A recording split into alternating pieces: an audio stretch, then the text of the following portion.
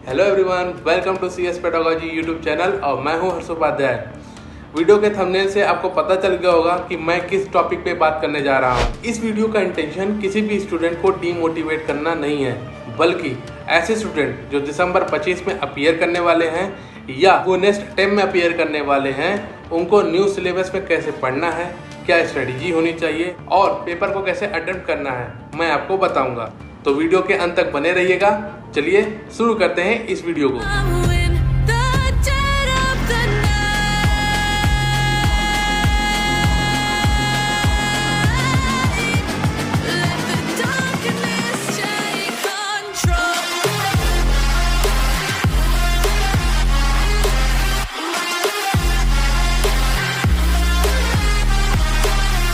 हाल ही में जून 25 अटेम्प्ट हुआ है और लोगों ने इसका नाम गोल्डन अटेम्प्ट रखा, क्योंकि पिछले काफ़ी अटेम्प्ट से आईसीएसआई ने अपना रिजल्ट काफ़ी इम्प्रूव किया है। रिजल्ट 5% से बढ़ाकर 25% कर दिया गया और कुछ लोग का मानना ये था कि इस अटेम्प्ट में भी रिजल्ट 5% से बढ़कर 25% तक रहेगा। तो क्या सच में ऐसा था? क्या पेपर सच में डिफिकल्ट आया था? आइए एक एक सब्जेक्ट को बारीकी से एनालाइज करते हैं और समझते हैं कि क्या हमारा अटेम्प्ट डिफिकल्ट था। पेपर दे रहा है उनके लिए एक छोटा सा मैसेज है, वो ये है कि मैं लिस्ट ऑफ इम्पॉर्टेंट टॉपिक्स जो है वो काफ़ी अटेम्प्ट से दे रही हूँ, डीडी का, ड्राफ्टिंग का और अब एसएम का भी, है ना। और past track record has been 90-95% success rate, ठीक है, जिसमें वो इम्पॉर्टेंट टॉपिक्स में से 50-60% 70% पोर्शन आया है, right. Now just one paper and आप लोग अपना माइंडसेट चेंज करो, this is not fair, okay.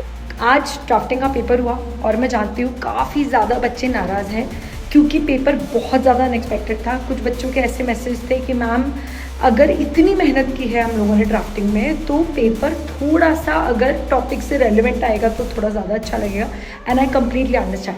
तो पहला पेपर ईएसजी था। ईएसजी में 80% पेपर मॉडरेट थे एंड 20% पेपर डिफिकल्ट था। इस पेपर को अटेम्प्ट करने के लिए मैंने पहले पार्ट बी से स्टार्ट किया, फिर part C and then part A. इस बार पार्ट सी में एक चेंजेस दिखाई दिए। पहले ये दो क्वेश्चन 7 और 8 मार्क्स के आते थे, पर इस बार क्वेश्चन 8 मार्क्स दो पार्ट में डिवाइड कर दिए गए, एक 5 मार्क्स का, एक 3 मार्क्स का।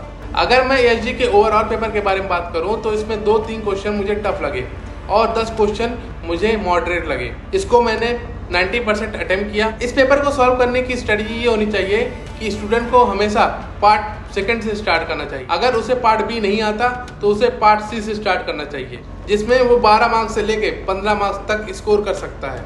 फिर सेकंड पेपर आया strategic management and corporate finance. SMCF paper को मैंने 100% अटेम्प्ट किया, पर इस बार इस पेपर में एक चेंजेस हुए। इस बार इस पेपर में 35 मार्क्स का न्यूमेरिकल आया, जो कि स्टूडेंट काफ़ी हल्के में ले लेते हैं। एसएमसीएफ का पेपर काफ़ी मॉडरेट था।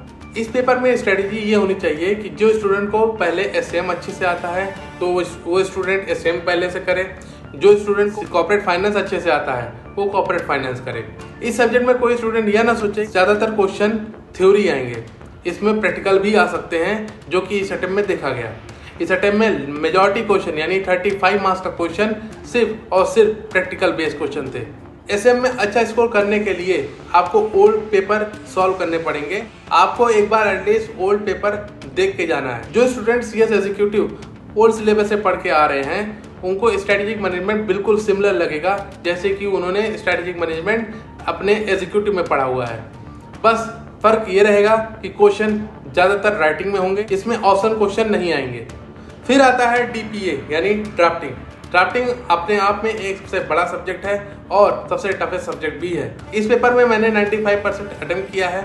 इस बार ड्राफ्टिंग 20 मार्क्स का आया था। मेजॉरिटी क्वेश्चन केस बेस्ड थे, जो कि काफ़ी टफ लगे। ड्राफ्टिंग के बाद सबसे बड़ा सब्जेक्ट CRBI, जो कि ये सबसे बड़ा सब्जेक्ट है और ये एक रात में कंप्लीट होने वाला सब्जेक्ट नहीं है। इस पेपर को मैंने पार्ट बी पहले से अटेम्प्ट किया, फिर part A and then part CR and valuation को मिलाएं तो इसमें एटलीस्ट 20 मार्क्स का क्वेश्चन सिर्फ और सिर्फ प्रैक्टिकल था। CRBI को हमेशा आप वैल्यूएशन से स्टार्ट कर सकते हैं, पर कभी कभी पहला क्वेश्चन ही प्रैक्टिकल क्वेश्चन होता है और स्टूडेंट को नहीं आता, तो वहाँ पे आप पार्ट बी से स्टार्ट ना करके बल्कि पार्ट ए से स्टार्ट कर लीजिए।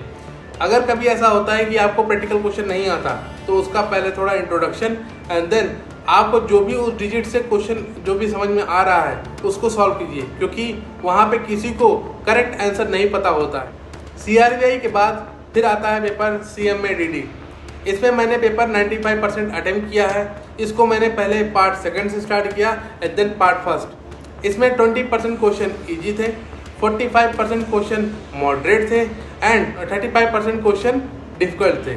CMA-DD में हमेशा आप पार्ट बी से स्टार्ट कीजिए, क्योंकि यहाँ पे स्कोर आप अच्छा कर सकते हैं। और हर चैप्टर की एक समरी नोट जरूर बना के रखिए, क्योंकि अगर आप बहुत मॉड्यूल दे रहे हैं तो आपको एक रात में ये सब्जेक्ट पूरा कंप्लीट नहीं हो सकता।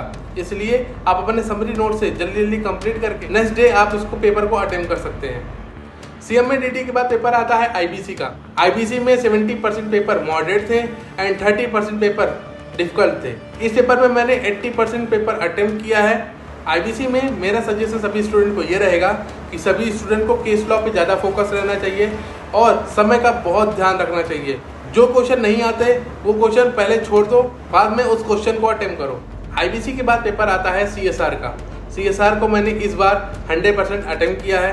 CSR में ये चेंजेस रहे कि इस बार क्वेश्चन B से पूछे गए थे।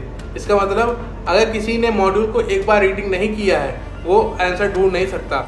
तो मेरा सभी स्टूडेंट से ये सजेशन होगा कि वो एक बार मॉड्यूल को गो थ्रू जरूर करिए। कोई भी स्टूडेंट किसी भी टीचर से पढ़ा हो, लेकिन उसको एक बार मॉड्यूल जरूर पढ़ना चाहिए और पेपर में मॉड्यूल जरूर लेके जाओ, क्योंकि बिना मॉड्यूल के आप आंसर नहीं ढूंढ सकते। CSR को मैंने 100% पेपर सॉल्व किया। CSR को हमेशा पार्ट सेकंड से स्टार्ट कीजिए, क्योंकि वहाँ से ज़्यादा आप स्कोर कर सकते हैं। अगर आप मेरे चैनल पर नए हैं तो चैनल को सब्सक्राइब कर दीजिएगा, बेल आइकन को प्रेस कर दीजिएगा, क्योंकि आने वाले वीडियो का नोटिफिकेशन आपको जल्दी मिल सके। फिर मिलते हैं एक ऐसे ही वीडियो के साथ, तब तक के लिए bye bye. Hello everyone, welcome to CS Pedagogy, facilitated by Harsh Upadhyay. We are here to guide you. We are here to motivate you. We are here to help you in the journey of company secretary.